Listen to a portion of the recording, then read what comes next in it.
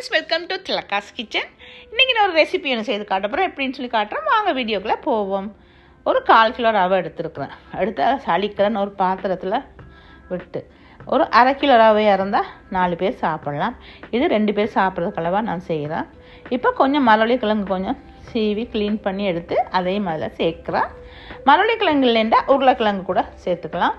இப்போ தண்ணி கொஞ்சம் ஊற்றி நாங்கள் இதை நல்லா மிக்ஸி ஜாரில் அரைச்சி எடுத்துகிட்டு வரேன். இப்போ இன்னும் ஒரு பாத்திரத்தை அடுப்பில் வச்சு 2 மேசக்கரண்டி எண்ணெய் விட்டு அதுக்கு கொஞ்சம் கடுகு சேர்த்துருக்குறேன்.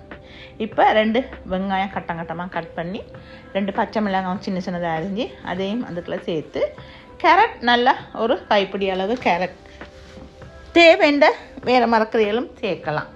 லிக்ஸ் சேர்க்கலாம், கோவா சேர்க்கலாம், என்னென்ன மரக்கறி விருப்பமாக முருங்கைக்கீரை கூட இதுக்கு சேர்க்கலாம். இப்போ இதை நல்லா மிக்ஸ் பண்ணி வதங்க விடுவோம்.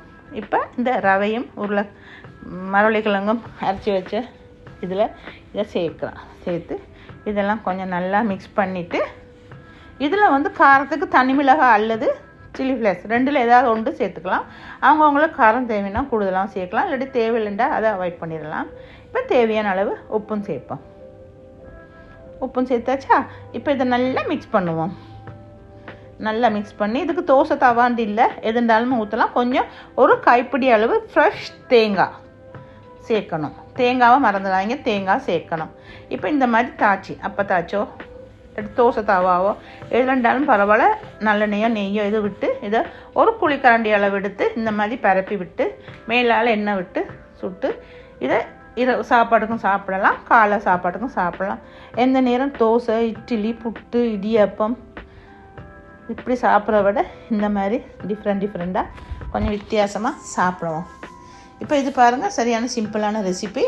எங்கள் வீட்டில் இருக்கிறத கொண்டே நாங்கள் செய்யலாம்.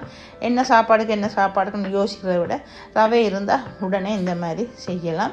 உருளைக்கிழங்கும் சேர்க்கலாம். மரவள்ளி கிழங்கு இல்லாட்டி உருளைக்கிழங்கு சேர்த்துக்கலாம், முருங்கைக்கீரை சேர்த்துக்கலாம்.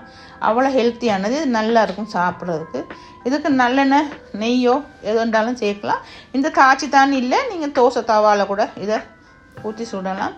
சாப்பிட்றதுக்கு அப்படி டேஸ்ட்டாக இருக்கும், நல்லா இருக்கும். இதுக்கு சட்னி, தேங்காய் சட்னியோ பூண்டு சட்னியோ எதுனாலும் பரவாயில்ல, சும்மா வெறுமனையாக கூட இதை சாப்பிடலாம். அவ்வளோ டேஸ்ட்டாக இருக்கும். இதெல்லாம் ரெசிபியெல்லாம் பார்த்துருப்பீங்க. நான் இந்த மாதிரி சின்ன ரெசிபிஸ் எல்லாம் உங்களுக்கு நிறைய ரெசிபிஸ் நான் போடுவேன். உங்கள் எல்லாத்துக்கும் பிடிச்சிருந்தா நீங்களும் இதே மாதிரி செய்து பார்த்து எனக்கு லைக் பண்ணுங்கள், ஷேர் பண்ணுங்கள், சப்ஸ்கிரைப் பண்ணுங்கள்.